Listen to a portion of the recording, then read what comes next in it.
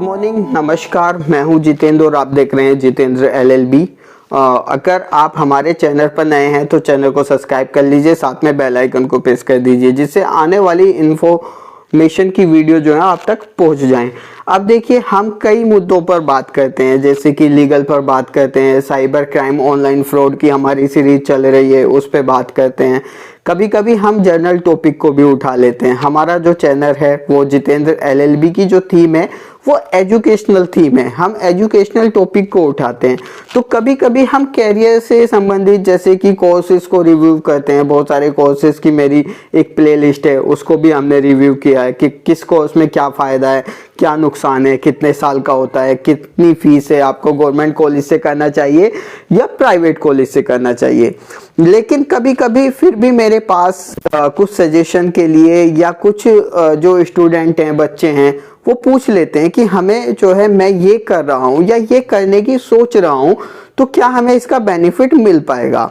अभी जैसे कि मेरे पास पर्टिकुलर मेरे से एक बच्चे ने पूछा कि मैंने बीसीए किया है और मैं एमसीए करना चाहता हूँ, क्या मेरी एमसीए के बाद जॉब लग जाएगी, क्या मुझे कुछ और करना चाहिए। तो इस बारे में आज बात करेंगे कि अगर किसी ने बीसीए किया है और एमसीए करना चाहता है, उसकी मास्टर डिग्री करना चाहता है, बीसीए की जो मास्टर डिग्री है वो एमसीए है, तो क्या उसको बीसीए के बाद जॉब करनी चाहिए, कुछ ऐसी स्किल्स को अपने अंदर डेवलप करना चाहिए, या फिर उसको एमसीए करने के बाद करना चाहिए।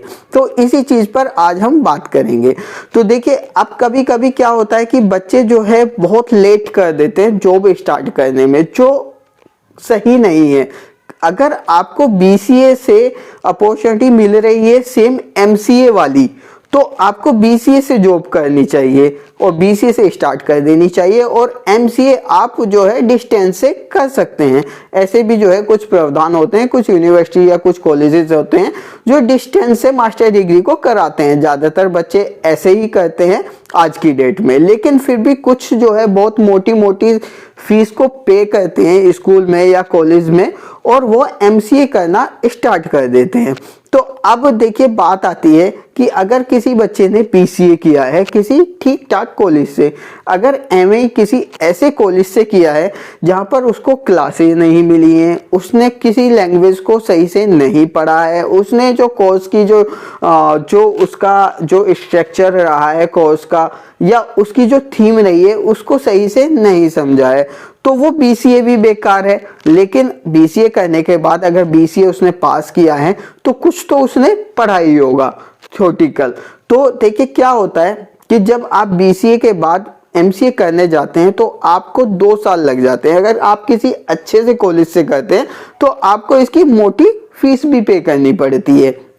क्या बात आती है अब कि क्या एमसीए के बाद जॉब लग जाएगी, क्या इसके बाद भी कुछ और करना पड़ेगा। देखिए, कभी कभी क्या होता है कि बीसीए से भी वो अपॉर्चुनिटी मिल जाती है जो एमसीए वाले को मिलती है या जो बीटेक आईटी वाले को मिलती है। मेरे बहुत सारे जो दोस्त हैं वो यही बताते हैं, यही जो एक्सपर्ट है वो भी यही बताते हैं, अगर बीसीए से एमसीए मास्टर डिग्री वाली अपॉर्चुनिटी मिल रही है या बीटेक आईटी वाली अपॉर्चुनिटी मिल रही है तो हमें वो ले लेना चाहिए। अब बात आती है कि बीसीए के बाद हमें ऐसा क्या करना चाहिए जो हमें एमसीए वाली अपॉर्चुनिटी जो होती है, जॉब या जो इस तरह का पोर्टफोलियो मिल जाए। अब इसमें 2 चीजें आती हैं कि अगर आप बीसीए करते हैं तो आपको तभी भी वो चीजें करनी पड़ेंगी जॉब लेने के लिए, स्किल्स अपने अंदर डेवलप करनी पड़ेंगी। अगर आप एमसीए के बाद जॉब को सर्च करते हैं तो भी आपको वही चीजें करनी पड़ेंगी। तो इससे बेटर है कि आप बीसीए के बाद ही जॉब स्टार्ट करिए। जब आपका बीसीए हो जाता है, अगर आप बीसीए कर रहे हैं या करने वाले हैं, तो आपको बीसीए अच्छे से करना है, उसको पढ़ना है, जो भी उसमें लैंग्वेज है या जो भी मैथ वाला पोर्शन है वो आपको सही से करना है, सही से पढ़ना है।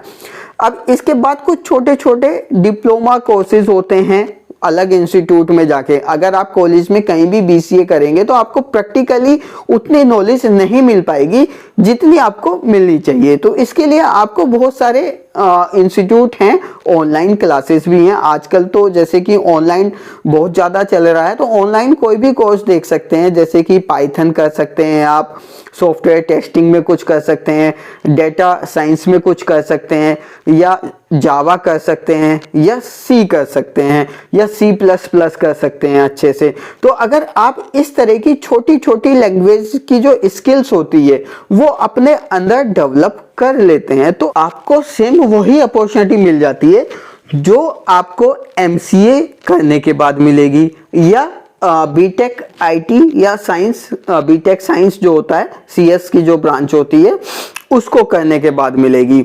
अब जो MCA अगर आप करेंगे या बीटेक जो साइंस से होता है, CS ब्रांच से जो होता है वो करेंगे, तो क्या आपको ये सारी जो मैंने बताए छोटी छोटी लैंग्वेजेस की नॉलेज वो करनी पड़ेगी या नहीं करनी पड़ेगी? बहुत सारा तो कंफ्यूजन यही क्रिएट हो जाता है कि MCA करने के बाद भी हमें क्या यही करना पड़ेगा? तो बिल्कुल, अगर आप बीटेक किया है आपने CS से, या MCA कर लिया है या करने की सोच रहे हैं, तो भी आपको ये स्किल्स अपने अंदर डेवलप करनी पड़ेंगी। अगर जब तक आप ये स्किल्स, ये लैंग्वेजेस पे अपनी पकड़ नहीं बनाएंगे, तब तक आपको जॉब नहीं मिलने वाली है। ये कड़वी सच्चाई है, ये आपको समझ लेनी है। तो इससे ज्यादा बेटर क्या होता है कि आप अपने 2 साल बचाएं और प्लस MCA ना करें। अगर BCA से MCA में जाना चाहते हैं तो MCA ना करें। MCA आप डिस्टेंस से भी कर सकते हैं, जॉब में रहकर भी कर सकते हैं। तो आप जो है 6 महीने में या 1 साल में, या BCA के साथ साथ भी, अगर आप BCA फर्स्ट ईयर आपने क्लियर कर लिया, सेकेंड ईयर और फाइनल 2 साल आपके बचे हैं, तो आप टाइम निकाल के, अगर आप कॉलेज जाते हैं तो उसके साथ टाइम निकाल के, अगर आप कॉलेज नहीं जाते हैं, घर पे ही पढ़ाई कर रहे हैं, तो आपके पास टाइम ही टाइम होता है।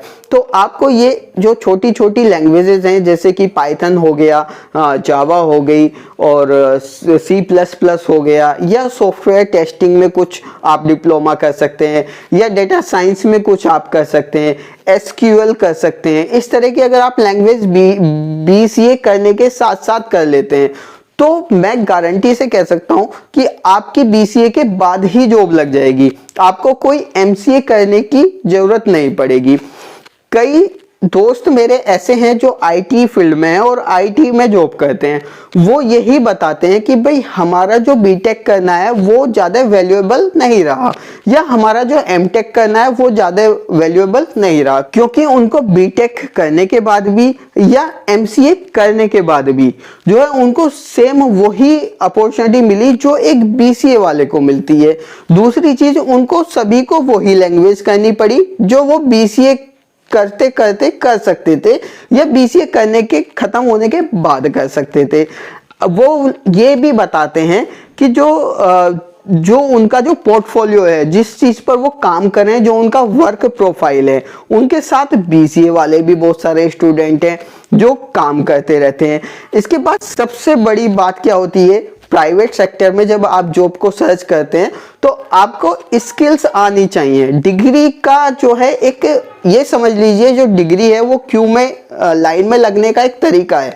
कहीं पर बीटेक वालों को अप्लाई करना है तो बीटेक वाले ही वहां पर अप्लाई कर सकते हैं। किसी कंपनी ने MCA मांगा है तो MCA अप्लाई कर सकते हैं। कोई कंपनी कहती है कि हमें जो है BCA वाला भी चल जाएगा, लेकिन उसको ये चीजें आनी चाहिए, ये स्किल्स आनी चाहिए, तो उसको भी जॉब मिल जाती है। जब देखा जाता है तो ये सभी लोग एक ही प्लेटफॉर्म पे आके काम करने लगते हैं, चाहे वो बीटेक वाला हो, या MCA वाला हो, या MTech वाला हो, या BCA वाला हो। तो सभी लोग एक ही प्लेटफॉर्म पे, एक ही जगह और एक ही पोर्टफोलियो पे काम करने लगते हैं, क्योंकि आफ्टर डिग्री लेने के बाद जो जॉब को लेने के लिए स्किल्स चाहिए वो लगभग सभी की सेम होती है। तो दोस्तों, इस वीडियो में आज हमने सीखा कि हमें BCA करने के बाद जॉब स्टार्ट करनी है या MCA करने के बाद करनी है, और क्या क्या बेनिफिट होते हैं। अगर आप इस तरह की वीडियो और चाहते हैं कैरियर से संबंधित या इस तरह की जॉब से संबंधित, तो आप जो है हमें कमेंट कर सकते हैं। इस तरह की वीडियो हम